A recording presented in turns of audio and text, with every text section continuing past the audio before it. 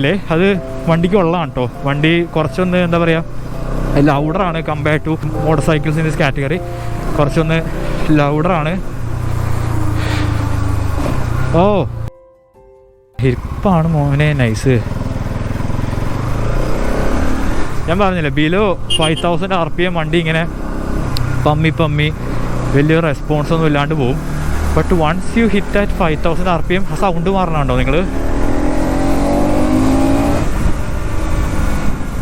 കണ്ടോ? Slipper clutch കാണിച്ചു തരാവേ. Oh man's brilliant. Braking it's okay. KTM ഒരു ബ്രേക്കിംഗ് ഒന്നുമില്ല. It's okay. ഈ ഒരു വണ്ടിനെ പിടിച്ചു നിർത്താനുള്ള ബ്രേക്കിംഗ് ഉണ്ട്. ബട്ട് നിങ്ങൾക്ക് കുറച്ചും കൂടി അഗ്രസീവായിട്ട് പിടിച്ചു നിർത്തണമെന്നുണ്ടെങ്കിൽ നിങ്ങൾക്ക് ആഫ്റ്റർ മാർക്കറ്റായിട്ട് ഇതിൻ്റെ ബ്രേക്ക് പാഡ്സൊക്കെ മാറ്റാം. എന്താ സൗണ്ട് മാൻ.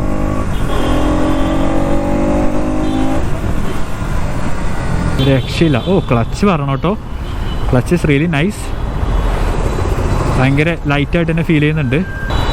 പറ്റുമെങ്കിൽ ഒന്ന് വലിപ്പിച്ച് കാണിച്ചു തരാം.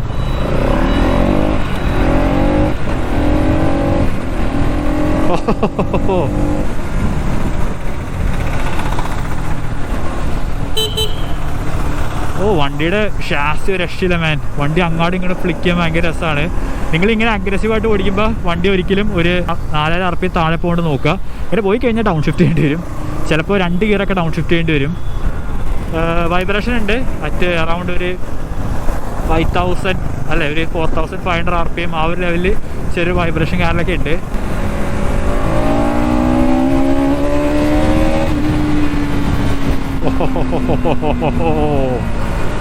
നല്ല പുള്ളുണ്ട് കേട്ടോ. ഇപ്പോഴും പുള്ള് മാത്രമല്ല നമ്മുടെ കൺട്രോളാണ് എനിക്ക് അതിൽ ഇഷ്ടപ്പെട്ടത്. ഈ വണ്ടിയുടെ മേളിൽ നമുക്കുള്ള കൺട്രോൾ ഉണ്ടല്ലോ, ഓ അതെടുത്ത് പറയണം. ചില വണ്ടികൾക്ക് നമുക്കൊരു കൺട്രോൾ ഇല്ലാത്ത പോലെ തോന്നും. NS കൊണ്ടർ അങ്ങനെയല്ല.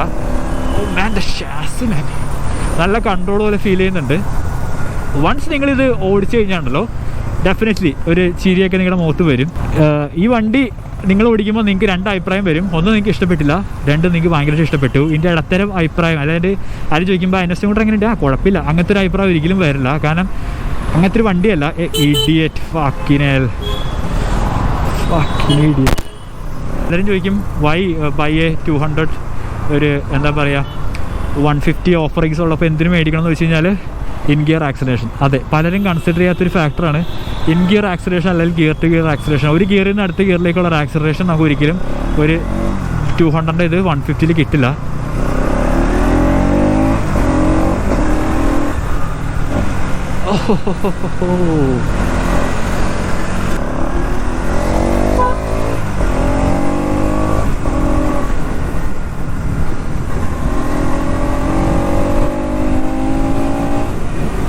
ഇതൊരു ബിഗിനർ ഫ്രണ്ട്ലി ആണോ എന്ന് വെച്ച് കഴിഞ്ഞാൽ നിങ്ങൾക്ക് ബൈക്ക് ഓടിച്ച് എന്തെങ്കിലുമൊക്കെ ഒരു എക്സ്പീരിയൻസ് ഉണ്ടെങ്കിൽ ഇതിനകത്തേക്ക് വരാം. ബട്ട് ഒന്ന് ശ്രദ്ധിക്കുക, നിങ്ങൾ ആദ്യത്തെ കുറച്ച് നാൾ ഒരുപാട് വലിപ്പിക്കാണ്ടൊന്ന് നോക്കുക. കുറച്ച് ഒരു 5000 RPM താഴെയൊക്കെ നിന്ന് ഒരു ഷോർട്ട് ഷിഫ്റ്റൊക്കെ ചെയ്തിട്ട് ഓടിച്ച് സെറ്റായതിന് ശേഷം വണ്ടി വലിപ്പിക്കുക. കാരണം പാസ് 5000 ഉണ്ടല്ലോ ശരിക്കും വേറൊരു ക്യാരക്ടറാണ് ഈ വണ്ടി. ചിലവരുടെ കയ്യിൽ നിൽക്കില്ല, അതുകൊണ്ടാണ് ഞാൻ പറഞ്ഞത്.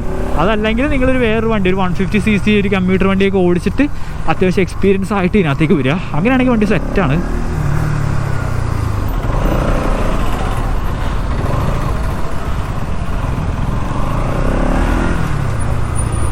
ഓ വളവൊക്കെ എടുക്കുമ്പോൾ നോക്കി എൻ്റെ മോനെ. ഓഹോ ഈ ഒരു ക്ലിപ്പ് ഓൺ ബാറും നല്ല ടയറും കൂടി ഉണ്ടെങ്കിൽ ഉണ്ടല്ലോ ഓ സെറ്റാണ് ഈ ഒരു വണ്ടി, ഒന്നും പറയാനില്ല.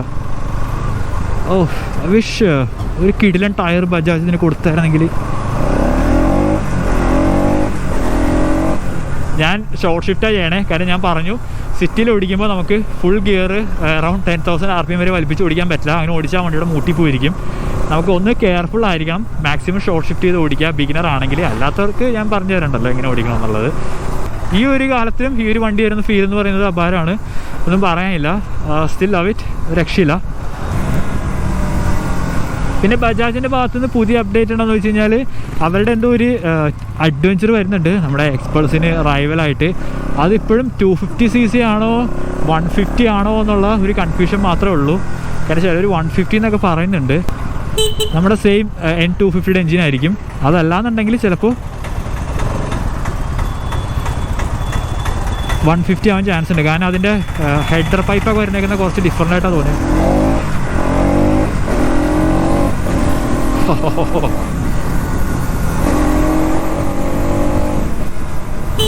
എൻ്റെ മാൻ, എന്ത് ഫണ്ണാണോ ഇത്.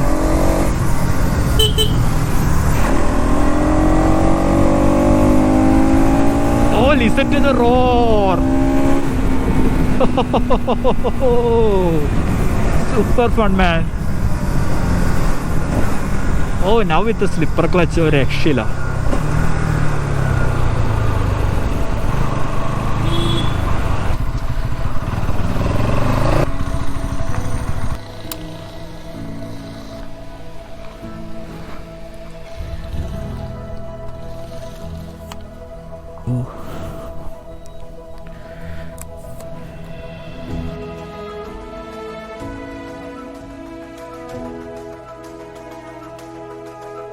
ചിലവരുടെയൊക്കെ ഫേവററ്റ് വണ്ടിയാണ്. ചിലർ ഇപ്പോഴും ഡ്രീം ചെയ്ത് നടക്കുന്നുണ്ട് ഇതൊന്ന് ഓൺ ചെയ്യാനായിട്ട്. ഒരു കാലത്ത് ഇതുണ്ടാക്കിയൊരു ഓളം എന്നൊക്കെ പറഞ്ഞാണ്ടല്ലോ, പറഞ്ഞു വിശ്വസിക്കില്ല, അമ്മാതിരി ഓളമായിരുന്നു. പലരും ഒരു കൺസേൺ ആണ്, വണ്ടി 10-12 വർഷമായില്ലേ, കുറച്ചൊന്നും ഔട്ട്ഡേറ്റഡ് ആയില്ലേ.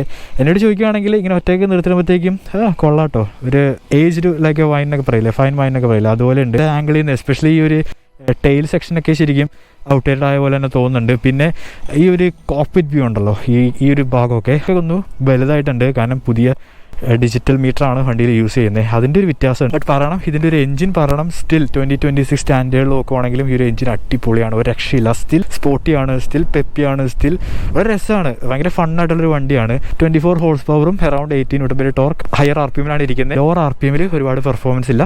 But once you pass that 5000 RPM അത് കഴിഞ്ഞാണല്ലോ വണ്ടിയുടെ ക്യാരക്ടർ അങ്ങോട്ട് മാറും. വണ്ടി ശരിക്കും എൻഗേജിങ് ആവും.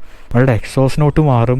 Mate 2A 6-speed gear box ആണ്. Now with slip and clutch വരുന്നുണ്ട്. നമുക്ക് ഇപ്പോൾ അഗ്രസീവായിട്ട് നിങ്ങൾ ഡൗൺ ഷിഫ്റ്റ് ചെയ്യുകയാണ്, അണ്ടർ അഗ്രസീവായിട്ട് നമുക്ക് റിയർ വീല് ലോക്കിങ്ങോ അല്ലെങ്കിൽ ഹോപ്പിങ്ങോ ഒന്നും ആവില്ല. സിസ്റ്റം ഉണ്ട്, വിച്ച് മീൻസ് ആ ഒരു ക്ലച്ച് എഫേർട്ടൊക്കെ വളരെ ലൈറ്ററാണ്, അതെടുത്ത് പറയണം. ഇതിൻ്റെ ഒരു സസ്പെൻഷൻ സെറ്റിംഗ്സ് ആണ്. നിങ്ങൾ അഗ്രസീവായിട്ട് ഓടിക്കുന്നുണ്ടെങ്കിൽ ഈ ഒരു സസ്പെൻഷൻ സെറ്റിംഗ്സ് അടിപൊളിയാണ്. ഒറ്റയ്ക്ക് ഓടിക്കുകയാണെങ്കിൽ ഫ്രണ്ട് കുറച്ചൊന്ന് സോഫ്റ്റ് മീഡിയം സൈഡിലാണ്, ബാക്ക് പറയണം സ്റ്റിഫറാണ്. അത് തന്നെ പറഞ്ഞു തന്നെ വണ്ടി സ്പോർട്ടിയർ സെറ്റിങ്സിന് വേണ്ടിയിട്ടാണ് ട്യൂൺ ചെയ്തേക്കുന്നത്. സോ ഈ ഒരു സെറ്റപ്പിൽ നിങ്ങൾ അണ്ടർ എന്താ പറയുക ഒരു നല്ലൊരു കോർണേഴ്സ് ഒക്കെ എടുക്കുവാണെങ്കിൽ ഈ ഒരു സെറ്റപ്പ് നിങ്ങളെ ഹെൽപ്പ് ചെയ്യും.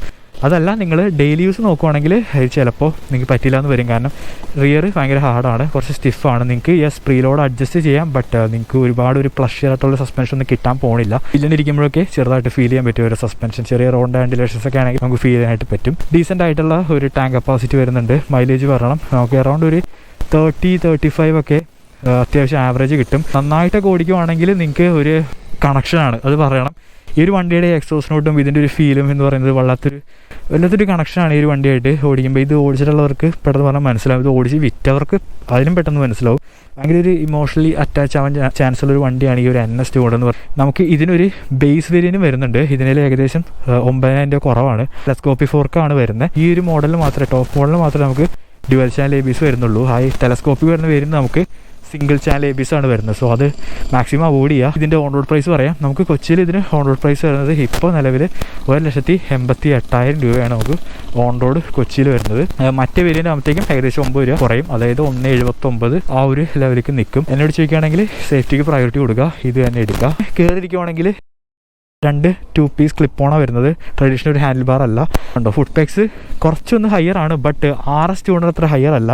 അതുകൊണ്ട് തന്നെ നമുക്ക് ഇവിടെ കുറച്ച് സ്പേസ് കിട്ടും. അപ്രൈറ്റ് അല്ല, കുറച്ചൊന്ന് സ്പോർട്ടിയർ ആണ്. നമ്മൾ കുറച്ചൊന്ന് അഗ്രസീവായിട്ടാണ് ഫ്രണ്ടിലേക്ക് ഇരിക്കുന്നത്.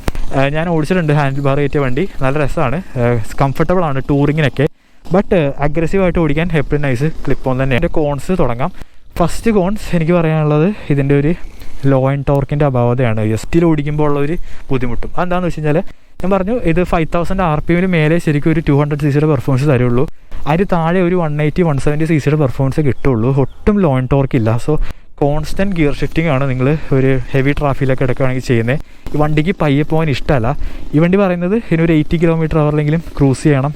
ആ ഒരു സെൻസിലാണ് ഈ വണ്ടി ഡിമാൻഡ് ചെയ്യുന്നത്. സോ നമ്മളിതുകൊണ്ട് ഈ ടൈറ്റ് ട്രാഫിക്കിലൊക്കെ ഓടിക്കുമ്പോഴത്തേക്കും കോൺസ്റ്റൻ്റ് ആയിട്ട് ഗിയർ മാറ്റണം. കൂടാണ്ട് തന്നെ അങ്ങനെ ഓടിക്കുമ്പോഴത്തേക്കും ഒരുപാട് എഞ്ചിൻ കിടന്ന് ചൂടാവുന്നത് ഞാൻ ശ്രദ്ധിച്ചായിരുന്നു. കമ്പൈൻഡ് വിത്ത് ആ ഒരു ഹാർഡായിട്ടുള്ള സസ്പെൻഷൻ കൂടി ആകുമ്പോഴത്തേക്കും അടിപൊളിയാണ്.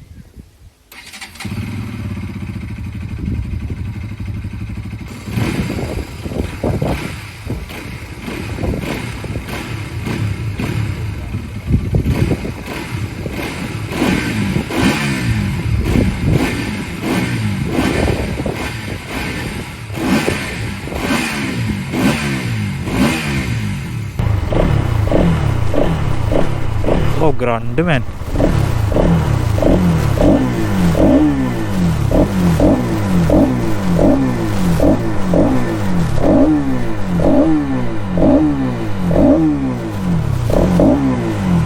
ഇതാണ് ഈ വണ്ടിയുടെ ഇൻസ്ട്രുമെന്റ് കൺസോൾ സിറ്റുവേഷൻ. അതുകൂടാണ്ട് തന്നെ സ്വിച്ച് കേസ് എടുത്ത് നോക്കുകയാണെങ്കിൽ അതിന് മുന്നേ നമുക്കിവിടെ പാസും കാണാം, ഹൈ ഫ്ലാഷറും കാണാം.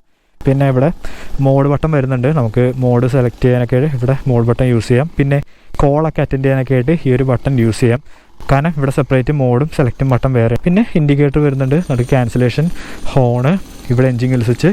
പിന്നെ ഞാൻ പറഞ്ഞു നിങ്ങൾക്ക് DRL മാത്രം കത്തിച്ചിട്ട് ഓടിക്കാം, അല്ലെങ്കിൽ ഒരു ലൈറ്റും കത്തിച്ചിട്ട് ഓടിക്കാം. പിന്നെ നമുക്ക് സ്റ്റാർട്ടറും വരുന്നുണ്ട്. അൺഫോർച്യുനേറ്റ്ലി നമുക്ക് ഇതിന് ഒരു കോഷൻ ലാമ്പ് വരുന്നില്ല.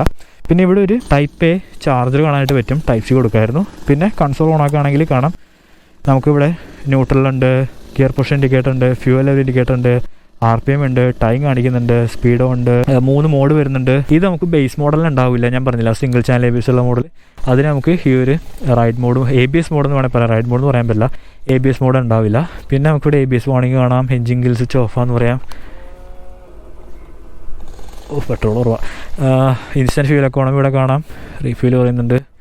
മോഡ് ടോഗിൾ ചെയ്യുകയാണെങ്കിൽ റെയിന്, എൻ്റെ അമ്മോ, settings, instant fuel economy, average fuel economy B, warnings കാണിക്കുന്നുണ്ട്. നമുക്കിവിടെ ടേൺ ബൈ ടേൺ നാവിഗേഷൻ ഇടാനായിട്ട് പറ്റും. ലൂസായിട്ടുള്ള ഗ്രാവലൊക്കെ ഓടിക്കുകയാണെങ്കിൽ റിയർ വീൽ കുറച്ചൊന്ന് സ്പിൻ ചെയ്യും, അതിന് വേണ്ടിയിട്ടാണ് ആ ഒരു ഓഫ് റോഡ് മോഡ് അവർ ഇട്ടേക്കുന്നത്. ഓവറോൾ ഞാൻ പറഞ്ഞു ബട്ടൻ്റെ ക്വാളിറ്റി എനിക്ക് അത്രയും കൂടി ഗുമ്മായിട്ട് തോന്നുന്നില്ല, especially switch gear.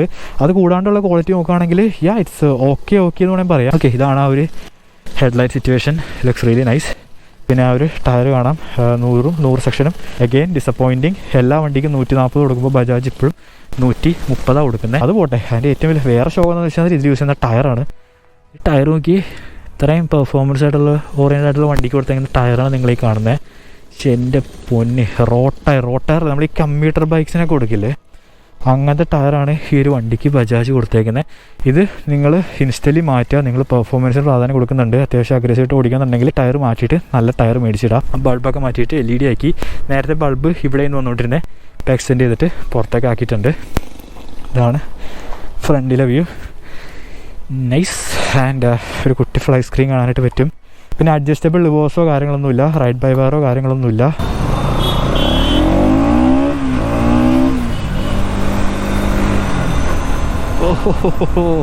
So that's it guys. ഒരു കൊച്ചു വീഡിയോ ആണ് ഉദ്ദേശിച്ചത്. നമ്മൾ ജസ്റ്റ് കണ്ടു, അങ്ങോട്ടും ഇങ്ങോട്ടും ഒരു റൈഡ് എടുത്തുള്ളൂ. അപ്ഡേറ്റ് എന്ന രീതിയിൽ കണ്ടാൽ മതി, വണ്ടി ഇപ്പോഴും സെയിലുണ്ട് എന്ന് അറിയിക്കാൻ വേണ്ടിയിട്ട്. സോ അടുത്തൊരു വീഡിയോ കാണുന്നവരെ ബൈ, cheers.